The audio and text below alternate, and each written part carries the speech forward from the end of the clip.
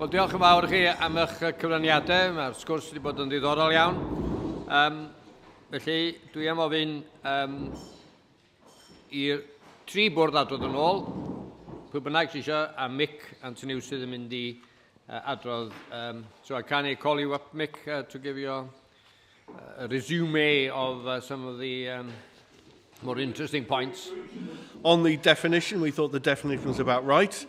The issue of social, economic and environmental come together, and it's possible to have green economic development. It's about resource protection, but what does it look like in practice, and how can we support farmers, identify best practice and pay for enhancement to achieve? Plinlimmon project was a good example. Need to enhance sustainability, not just preserve what's there. Sustainable production has to be value added. On empowerment, general support for the recommendation, support engagement at ground level. National land management plan is crucial. Developing shared outcomes at ground level within the framework is the key. We need policies all going in the same way, and they don't all at the moment, and Welsh Government should aim to achieve these. The last two sentences of that recommendation needed to be separated. Monitoring and data. There is already monitoring of agri-environment, a scheme with glass tier. It is extensive, it's early days, but the structure and the wherewithal exists. It is the biggest in Europe. The issue is how can we coordinate better, though within a framework. The last sentence is very important, i.e. feedback data is a meaningful way to land management. Communication and knowledge transfer, again, support for the recommendations, a lot of good work being done, need to maximise this, and also it's a two-way process, i.e. feedback, and we need to, there's a view of encouraging demonstration farms. Farm profitability and food production, agree with the core recommendation, but need to build in economic resilience. Support the recommendation with regard to young entrants. Support scheme, one of the main reasons farmers don't retire is security, and possibly look at contract farming, shared farming. As far as the Welsh Government needs to be better coordinated risk planning and contingency. And delivery of ecosystem services, this was a bit I was beginning to get very, very lost on. Second paragraph needed to be amended. National Resources Wales should also be a facilitator role, i.e. for example in the delivery of glass tier.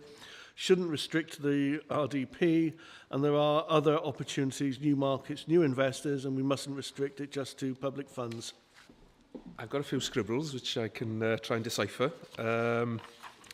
On the first area of definition of sustainable land management, the very first sentence of our whole session was that it was much more helpful than the Environment White Paper's effort. So I thought, right, we'll stop there and we'll all go home, I think. So that was positive. There was a feeling that maybe when we talk about ecosystems and delivering ecosystem services, we might wish to be a bit more explicit about biodiversity within that and its connection to ecosystems. But the overriding, I think, consideration around the definition is, whilst we talk about securing the economic and social future, whilst protecting and enhancing the environment, and this whole thing about each of the different three pillars being equally important, in fact, it's more than that. They're interdependent. And I think that sort of gives it another dimension, maybe, which needs to be recognised in that particular recommendation. Geographical scale. Catchment scale is fine as such, but of course we do need to recognise that benefits are received across a number of water catchments and not to be too rigid about it. So there's a need for more flexibility, and of course if you look at the Nature Fund, for example, there was talk there of some of the projects being proposed aren't necessarily based on catchment areas. You've got the Pembrokeshire Coast, you've got Cambrian Mountains, etc.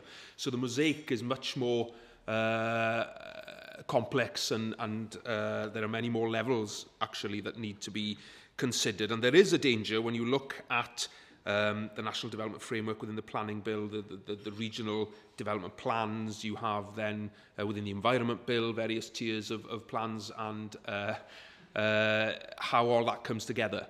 I know members' research service in the Assembly has produced a wonderful flowchart or diagram trying to illustrate that, and I think it proves a point. If government succeeds in actually tying all of that together coherently, then it will have done a fantastic job. If it doesn't, then it's going to be very, very messy. And there's a plea coming from our table to please try and make sure that it doesn't be very, very messy. We need to link the regional scale of prioritising with local empowerment. In other words, we need to create a strong link between the top level sort of approach with how it's applied on the ground, and there's a role for sharing good practice there.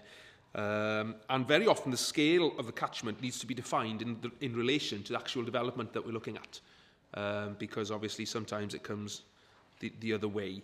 There was reference to the internal drainage boards, of course. We're seeing those moving into Natural Resources Wales, whereas in England the approach is very different. And if we are serious about empowering more of a local involvement and local approach, then obviously maybe the drift should be the other way. Data and monitoring. Data is king. That was the strapline coming from our table. But of course, we do recognise that there are limited resources. So inevitably, we need to make better use of the people that we have on the ground and how we utilise their involvement and their skills and the data and the information that they have, and bring it all together. So getting that balance between what data we need and what resources we have is key. We see, for example, within Natural Resources Wales, of course, the bringing together of the data and the different ways of collecting information and data from the predecessor bodies, and how difficult that is proving. And of course, effectively, maybe we're trying to look to replicate that on a national scale, which isn't going to be easy. And we need clarity about what kind of data we need, for what purpose, and what we're going to do with it before we actually start designing how we're going to collect it. Because otherwise there's a danger that we invest too much time and resource into maybe not the right thing. And it needs to be ground relevant, I think was the term that was used, in that what we collect needs to be useful on the ground, particularly. What was the next? Communication and knowledge transfer. Farming Connect, obviously a key role to play, although some concerns maybe were articulated around the way some of that service is delivered, and on-farm advice is critical to the new Glastir, we believe. Converting new developments into practical examples which are accessible to land managers is important. This whole thing about the first mover advantage, and that we have the science, but a lot of the science is happening up there, and it's actually applying it on the ground, which is key. And if we manage to join those up, then it's going to be a huge, huge contribution. Now everybody seems to be looking to the RDP to develop that or deliver that, and it mustn't be siloed into the RDP. It needs to be across government. Some of the research too esoteric. Where's the connection, with actual land managers? In that respect, there was talk the £6 million fund that the government has for land managers, and the link actually in bringing research and applying it through some of the programmes that the government are actually implementing. Farm profitability and food production. The first recommendation there, the committee is reminded to recommend that high-quality food production should remain at the core farm business. Of course, other land uses as well. There's a danger that we overlook those, forestry particularly. There's talk of aquaculture as well in a later part of our discussion. And the Welsh Government Forestry Estate, of course, through Natural Resources Wales, has a huge influence on the wider sector, the forestry sector in Wales. Someone suggested that, you imagine if Natural Resources Wales owned 50% of farmland in Wales. That's the significance, really. And it is being recognised, I think, in some of the ways that Natural Resources Wales have been responding to disease, etc., and not flooding the market with felled trees. The Welsh Government is undertaking a study on county council farms. I have moved on now to the young entrants. And the need maybe for some sort of national coordination board or some sort of joined up approach, because obviously it's not working on a county level at the moment because too many being sold off. And there is a review of the young entrant scheme, although that hasn't been published yet, so we await further information from there. And the ecosystem services, we ran out of time, unfortunately, but there's a huge emphasis again, as we see in our own recommendations, on the RDP and Glastir in delivering. There may be an issue when it comes to payment for ecosystem services if we're too dependent on European money, and then this whole thing of income forgone I think undermines the potential for payment for ecosystem services. So we need to, or the government, all of us, need to identify alternative sources of income, particularly looking to the private sector. And then, of course, if we think it's a challenging mindset for land managers, then there's another mindset that needs to be changed there as well. So there's a big piece of work that we're not going to crack in 60 minutes this morning. As ever, it gets more difficult as you come to the final table to feedback. I think there's a lot of overlap between the findings that we've already heard and the discussion that took place around table 3 this morning. Overall, a broad agreement on definition of sustainable land management, but an appeal for simplicity, for plain English or Cymraeg clear in this area. I think the idea that so much of the terminology in which we use to discuss these things may be understandable within this arena and within others at a high level, but we need to be able to get the buy-in and the understanding of people on the ground, and that is something that's really important, and that was very much emphasised around our table this morning. Some sympathy with the principles of sustainable intensification, but again, discomfort with the term. But what we do need to achieve is we need to be moving towards this 30% increase in the value of food production, and that's well embedded in government targets. One particular area that certainly was emphasised with us was the importance of taking forward positive policies within the forestry sector, not having the kind of and forestry, rather, as we've talked in other arenas, of the and marine. We need very much to create a positive climate for investment in that sector, particularly given the long-term nature of that and the fact that mistakes that we potentially make now we could be paying for as a country in 10, 15 or 20 years' time. That, I think, is a point that was shared there, and the fact that forestry can be developed in a way which is consistent with the 3 pillars of sustainability, and that's something that is of importance, of real importance to us. Looking across to the issues around geographical scale, there was very much an acceptance that we need to move beyond the catchment area approach to something that is of a larger scale, and the overall need for things to fit together holistically, and that's something that we need to see more in the way that policy is delivered. The emphasis that Clea mentioned about the fact that we should not be over-reliant as well on European funding. We know this is a diminishing resource, and the issues that were thrown up this morning again emphasise that we need to find ways to bring in private sector investment, whether that be through collaboration with utility companies such as we've seen in Llanelli and other places in terms of their approach to sustainable drainage, but we need to seek that also the potential contribution of insurance companies and major investors. That was also flagged up very much this morning. In terms of the issue around measuring progress, the availability of robust data was emphasised, and particularly from the RSPB perspective, we had the input that there is such a wealth of data out there that can be fed in and drawing on, as others have already said,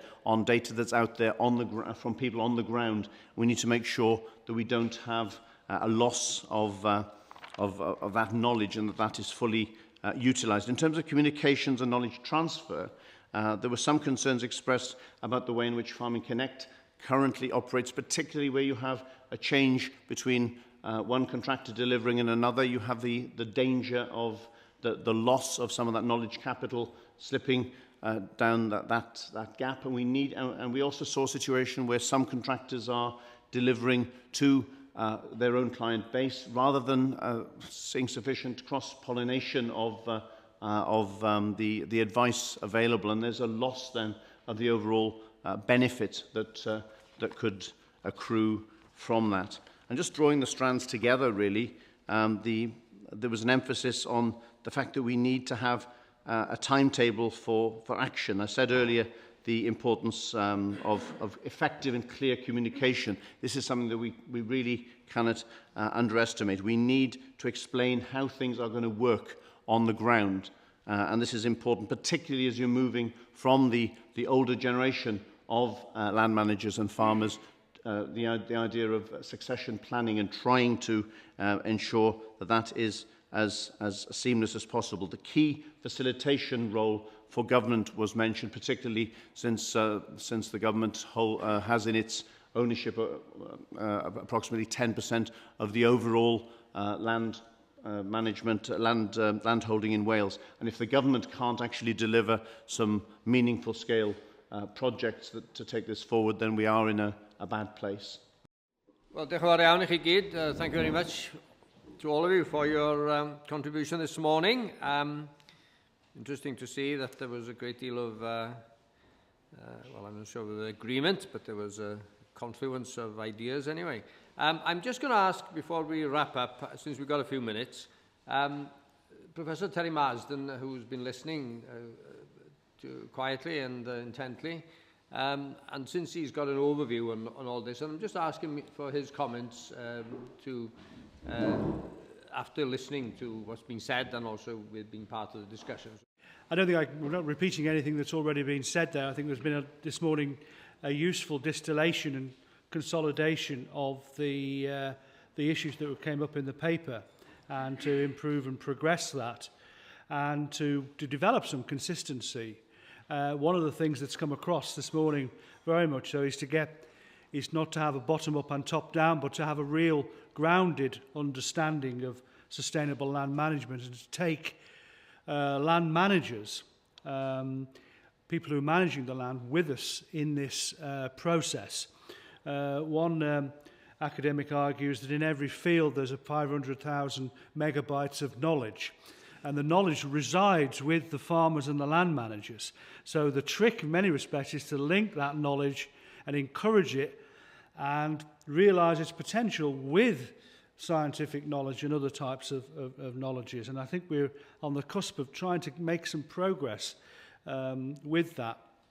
Another thing that should be achievable, it's been raised, is that we could try to get all the policy ducks in the right order and in the right direction. You know, there's an opportunity with these various legislative programmes and also the RDP and regional development funding to if we can get a consistent shared vision of where we want to go in Wales as an innovative, sustainable land management region and country, getting the policy frameworks in some consistency. What I learnt about studying the post-war agricultural and planning scene was that's what they did, rightly or wrongly, was why it was so successful from 47 onwards was all the policies went in the right direction, and farmers and land managers generally knew where they were and where it was going. Doesn't need to be a doctrine or a top-down approach, but at least everybody's sharing some contribution to that.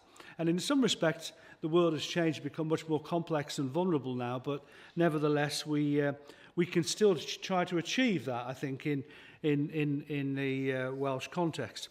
A third thing, I think, which come across I thought was quite interesting is horizon scanning risk and vulnerabilities.